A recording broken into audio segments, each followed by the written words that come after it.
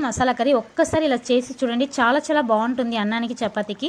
1/2 kg mutton small పీసెస్గా cut చేసుకోవాలి, wash చేసుకోవాలి. దాంట్లో 1/2 స్పూన్ పసుపు, 1 స్పూన్ ఉప్పు, 1 స్పూన్ కారం, 1/2 స్పూన్ గరం మసాలా, 1 స్పూన్ ధనియాల పౌడర్, 1 స్పూన్ అల్లం వెల్లుల్లి పేస్ట్, 2 స్పూన్స్ ఆఫ్ పెరుగు, 1/2 పీస్ ఆఫ్ లెమన్ పిండి తీసుకోవాలి. బాగా మిక్స్ చేసుకొని పక్కన పెట్టేసుకోవాలి. 1 అవర్ నానయ్యాక కుక్కర్లో వేసేసి 4 or 5 విజిల్స్ వచ్చాక స్టవ్ ఆఫ్ చేసుకోవాలి.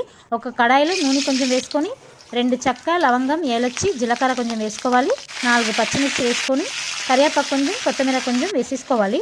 తర్వాత 2 ఆనియన్స్ స్మాల్ పీసెస్గా కట్ చేసుకొని వేసేసుకోవాలి, ఫ్రై చేసుకోవాలి. దాంట్లో ఒక టొమాటో స్మాల్ పీసెస్గా కట్ చేసుకొని వేసుకోవాలి, ఫ్రై చేసుకోవాలి. దాంట్లో కొంచెం పసుపు వేసుకొని ఫ్రై చేసుకోవాలి.